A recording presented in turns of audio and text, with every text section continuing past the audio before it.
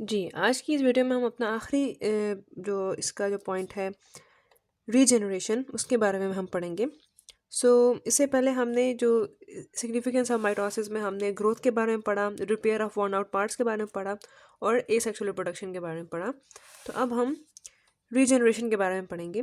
So regeneration regeneration it is the process of the renewal of the organisms और the worn out cells and tissues.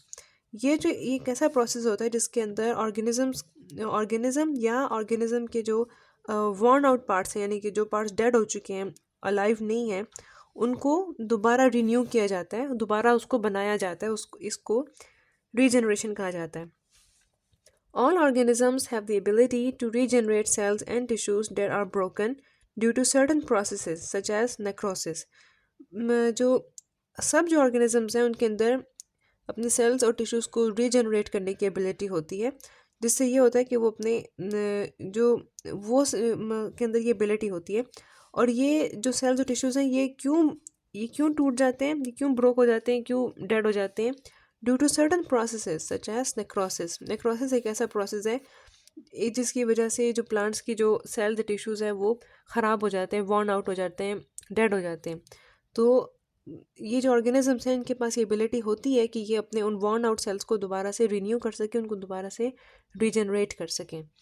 For example regeneration of tail in lizards. आपने देखा होगा कई मरतबा कि जो छिपकली होती है उसकी जो टेल होती है वो कटी हुई होती है, और कुछ दिनों बाद आप उसी छिपकली को देखें तो उसकी वो टेल वापस आ चुकी होती है। तो ये उसके अंदर ये एक रीजनरेशन का एक प्रोसेस उसके अंदर ये एबिलिटी मौजूद होती है।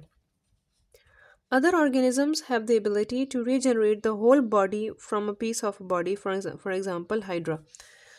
अब हाइड्रा की दोबारा यहाँ पे एग्जांपल आ रही है कि जो दूसरे जो ऑर्गेनिजम्स हैं जैसे कि हाइड्रा, उनके अंदर ये एबिलिटी होती है कि अगर उनकी बॉडी का एक पार्ट भी अगर मौजूद हो तो वो उसके अंदर कांस्टेंट सेल डिवीजन से दोबारा से एक पूरी अपनी बॉडी वापस बना सकते हैं।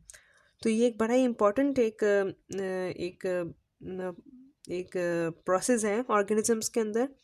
तो इसी के साथ ही हमारा टॉपिक ख़त्म होता है सिग्निफिकेंस ऑफ माइटोसिस का। और इसके बाद जो हमारा जो टॉपिक है मायोसिस, उसके वो पे हम अपनी अगली वीडियो में फिर हम इंशाल्लाह पढ़ेंगे। तो अब तक के लिए इतना ही, फिर अगली वीडियो में फिर हम जो अगला टॉपिक है वो फिर हम पढ़ेंगे। Thank you.